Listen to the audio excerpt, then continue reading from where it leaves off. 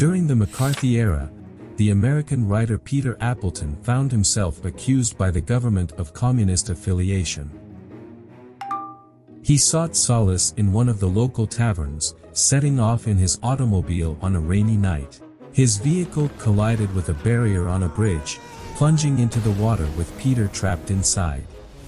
The unconscious body of Peter washed ashore in the small American town of Lawson. In the early morning, an elderly man stumbled upon Peter Appleton, languishing by the sea in a pitiable state. Thus, he decided to escort him to a local eatery, eventually leading him to a physician who diagnosed Peter with amnesia.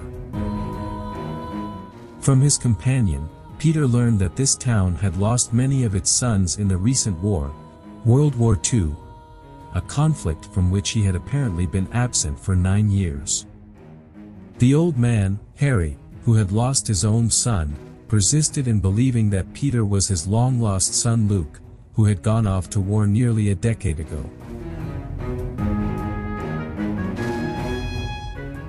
Peter, however, had no recollection of any such past, though striking similarities emerged between him and Luke based on photographs and the willingness of the town's inhabitants to accept that this was indeed Luke Trumbull.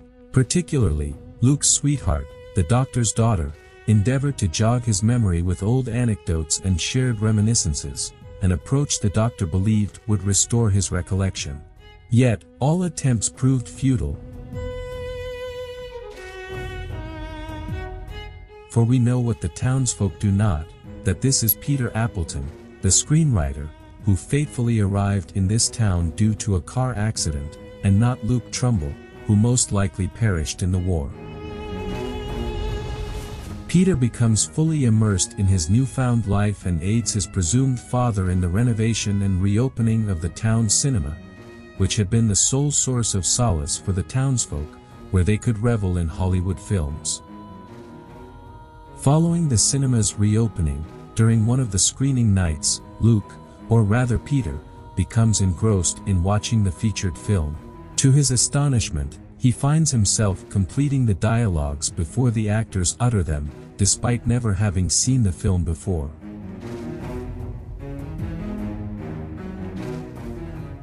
Perplexed by this, Peter races towards the film's poster and reads the name of the film's writer, Peter Appleton. It is at this moment that Peter recollects his true identity. Simultaneously, Harry Trumbull, Luke's father, falls ill while changing the film reels, and Peter rushes to his side as he lies dying in a poignant scene. Harry asks Peter, whom he believes to be his son Luke, to tell him the end of the movie. Peter informs him that the hero prevails and vanquishes the villain. Then, Harry passes away, and Peter cannot bring himself to reveal the truth. At the same time, the authorities discover Peter's car and descend upon the town, apprehending Peter, whom they suspect of fleeing and hiding in this town, thereby reinforcing the communist accusations against him. The townspeople regard Peter with disdain and severe contempt, believing that he had deceived them as well. Peter is presented for congressional hearings in the McCarthy-era fashion, where artists and intellectuals were pressured to betray their supposed communist associates in exchange for salvation.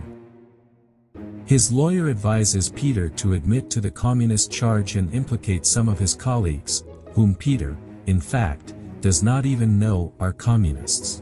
The lawyer tells him that this is the only way to escape imprisonment.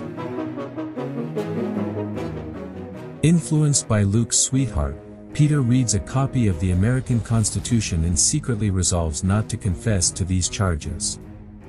Peter did indeed attend one of the communist meetings due to his emotional connection to one of its members. However, he is neither a communist nor a conspirator. Standing in the Congress Square, Peter eloquently speaks about the freedoms guaranteed by America and the U.S. Constitution, which prevents the government from endorsing any religion or creed over others. Peter declares that Lawson, the town that sacrificed its sons for this country, deserves a nation that respects its constitution, upholds its freedoms, and does not persecute people's consciences or infringe upon their belief.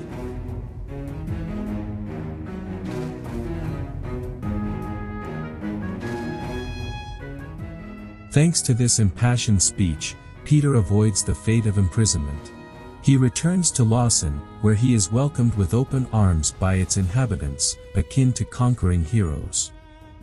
These events transpire within the film, The Majestic, starring the renowned American actor Jim Carrey.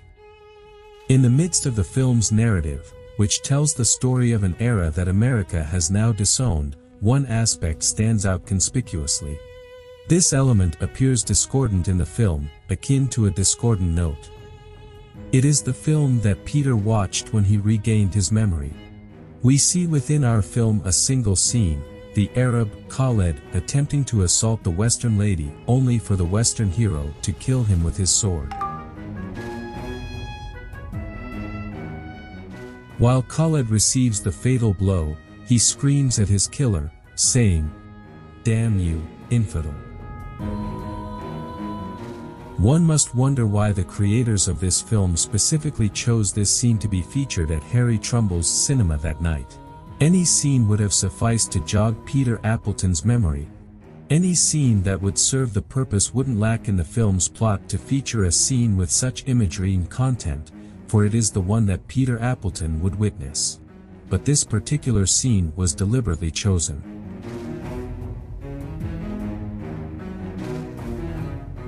Is the intention here merely to depict a cliched dose of Islamic terrorism, as often injected into the narratives of Hollywood's cheap films? In truth, no. This is not merely an arbitrary inclusion. The film's production date is December 2001, just 3 months after the infamous September attacks. Therefore, we do not need any event or speculation to comprehend the significance of this choice.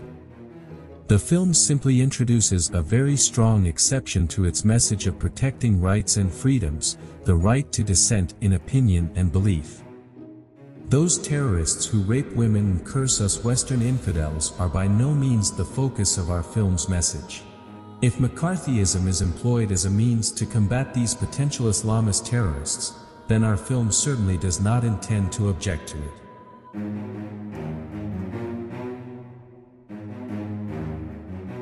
A scene lasting no longer than 2 minutes, meticulously crafted to depict Khalid, the Muslim, as a terrorist and rapist. Simultaneously, this image is encoded to signify that these individuals must be expelled from the realm of American freedoms. But is this the scene's sole implication? It seems peculiar because excluding and punishing a terrorist and rapist appears to be an evident matter, needing no reaffirmation in this context. The truth is that there is a concealed message revealed upon reflecting on this scene within the broader context of the film. The most significant implication, planted within the very same visuals, is that McCarthyism is by no means ugly when directed towards Islamists as potential terrorists. McCarthyism, in reality, is a state of suspicion. If we contemplate its logic here, we will find that it briefly tells us that this elegant Muslim, who might not even sport a beard, is not a terrorist, but dear naive American, this is what appears to you. As for us, we know better, so leave these matters to us.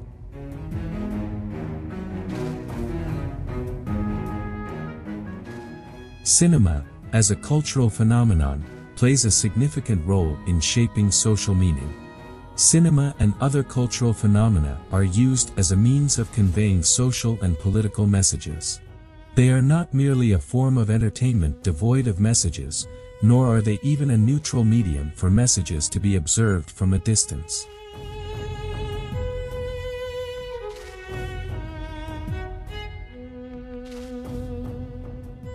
In 1957, the French critic and filmmaker Laurent Barthes published a book titled Myths.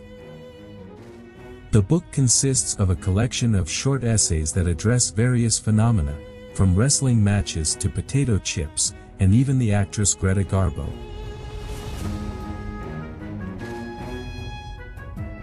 The main goal of these essays was to read social life in a way that reveals the true meanings hidden within these cultural phenomena.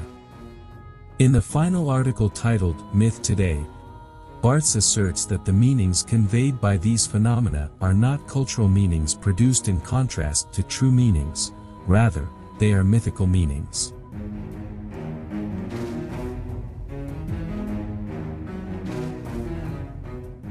By mythical, Barthes means that these cultural phenomena have been used to convey social and political messages. Each message in these messages contains a judgment of cancellation or restriction of alternative or opposing messages. This is the way myths appear, as if they were real and not just one message among other possible or alternative meanings. At the same time, drama in most of its works relies on creating a state of alignment between the viewer's reality and what it presents. Over time, the viewer loses the boundary between reality and fiction, often referring to it as cinematic realism, as if it actually happened in reality.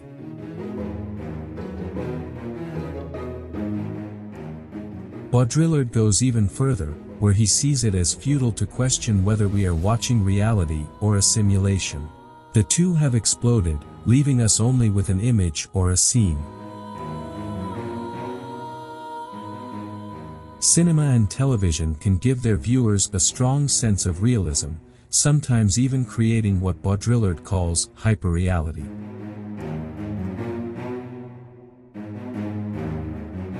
This alignment between reality and imagination is the most powerful tool of media today for shaping awareness, image stereotyping, and conveying messages.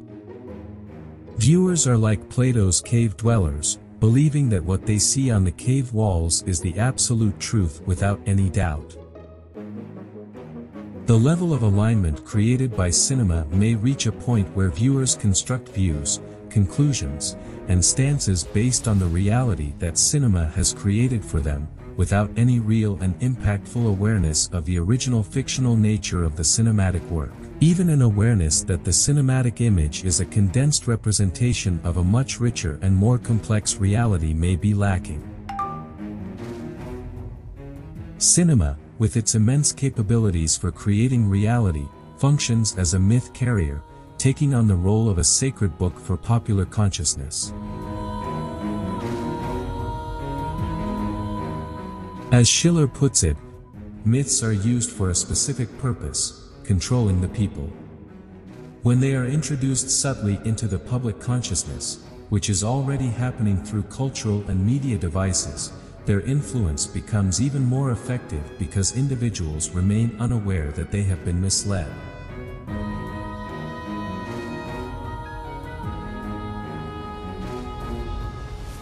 Moreover, the control process becomes more effective through the specific form used to convey the myth. The technology of transmission itself can add a new dimension to the misleading process. With its sound effects, the film transcends the illusion stage, leaving no room for imagination or viewer thinking. The film directly helps the viewer, the victim, align with reality.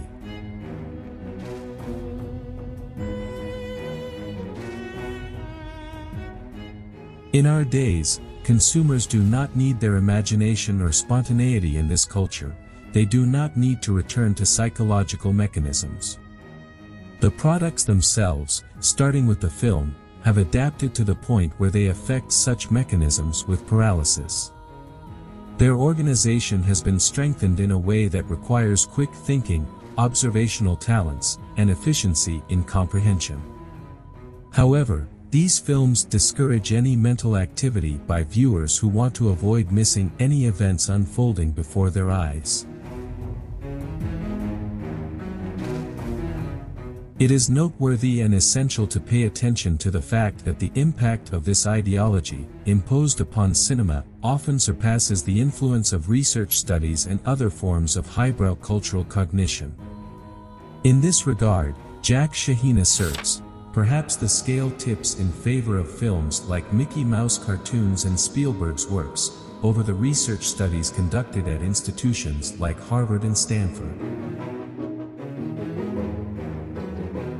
While many policymakers erroneously deny Hollywood's influence on public opinion and policies, actor Richard Dreyfuss holds a different perspective, commenting, "There exist cinematic artists who have had a more profound effect on me than any prescribed textbook, national education, or even much of what my parents taught me."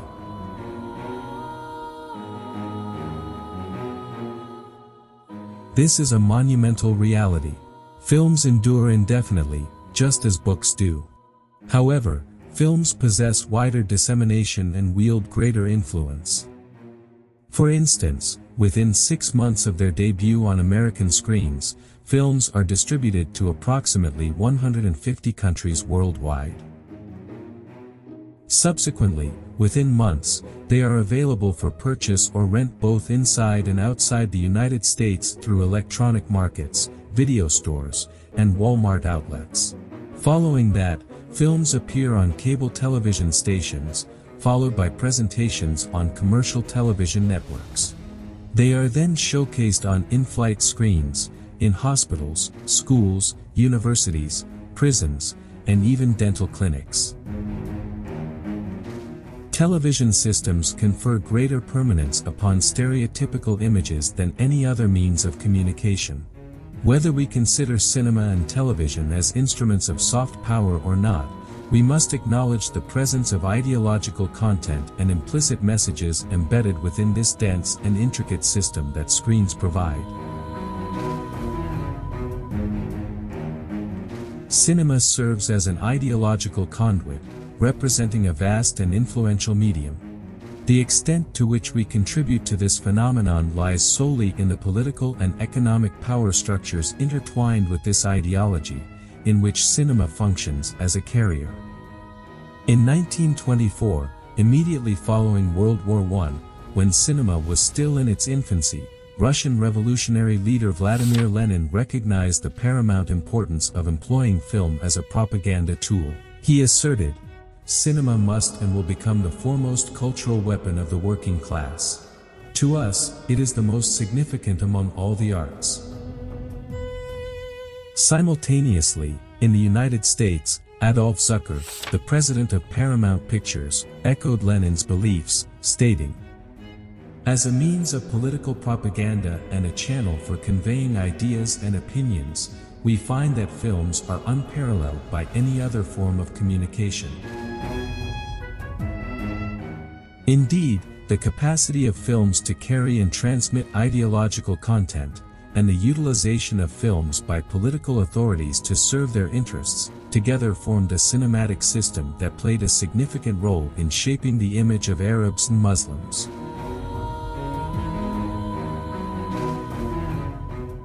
For over a century now, since 1896 and onward, Hollywood has consistently tarnished the reputation of all things Arab. Long before the September 11th attacks, Islam was portrayed as a threat to the West, with over 1,000 films unequivocally depicting Arabs as one of the most vilified groups in Hollywood's history. This stereotyping of Arabs remains one of the most persistent cinematic clichés. Most individuals, from Iceland to Isfahan, including children and ancestors of ancestors at some point, have been exposed to the same harmful stereotypes that Hollywood has imposed upon Arabs, depicting them as bloodthirsty barbarians. The stereotypical portrayal of Arabs, pre-September 11, aligns with the caricatured image that emerged later. The distorted image of the deceitful Arab remains steadfast in cinema. Hollywood continues to portray Arabs as subhuman beings, much like how the Nazis dehumanized the Roma and Jews. Less than human. Shylock of yesterday has been replaced by today's hook-nosed sheik, evoking fear in the minds of others. The question now is, how can we decipher the messages conveyed by the screen, discern their nature, whether they are informative or ideological, and grounded or deceptive? How can we identify the relationships that have led to the production of these messages in this particular manner? In the 1960s, Christian Metz developed several studies on the semiotics of cinema, a branch that deals with decoding the meanings of audiovisual compositions presented on cinema screens. The meaning of any film can only be understood on two levels. The first level, the apparent and overall content that conveys the film's storyline, characters, conflicts, and events, is what the visible content represents and what is accessible to people of varying cultural, social, and educational backgrounds. The second level, the partial and underlying one, employs the director's cinematographic tools to convey a meaning that does not appear in the apparent content. It uses specific shots, angles, camera movements, lighting, and music. This second level does not reach all viewers to the same extent, for the language of cinematic art explores multiple systems and the particulars of those systems. In reality, utilizing these approaches and concepts to read and analyze the depiction of Islamists on cinema screens and in television dramas reveals the depth and complexity of the distorting coverage perpetrated by the film and television industries. It demonstrates how they manufacture an elevated reality that surpasses material reality and appears more convincing to mesmerized viewers than actual reality. This is an extremely effective means of conveying ideological and promotional messages, especially in shaping attitudes, crafting images, molding awareness, and creating reality.